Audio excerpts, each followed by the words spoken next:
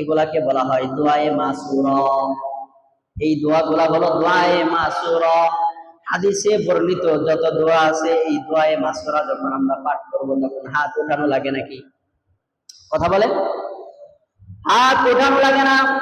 একটু আগে মুয়াজ্জিন সাহেব আযান দিছিল, আযানের মধ্যে আযানের পরে আযানের জবাব দেওয়ার পরে আমরা একটা দোয়া পড়েছি। দোয়া পড়ছি না? একটা দোয়া পড়েছি, আল্লাহুম্মা রাব্বা হাযিহি দাওয়াতিত তাম্মা ওয়াস সালাতিল কায়িমা আতি মুহাম্মাদানিল ওয়াসিলাতা ওয়াল ফাসিলা ওয়া বা'আথহু মাকামান মাহমুদানিল্লাযী ওয়া'আদতা। এই যে দোয়াটা পড়লাম, এই দোয়াটা পড়ার সময় কিন্তু আমরা হাত উঠাই নাই, নাকি হাত উঠাইছি? হাত উঠাই নাই। এই যে এই সমস্ত দোয়া হাদিসে বর্ণিত দোয়া, এই দোয়াগুলো নবী আলাইহিস সালাতু ওয়াস সালাম করেছেন, হাদিসের মধ্যে এগুলো এসেছে। আবার এগুলা নবী আলাইহিস সালাম আমল করে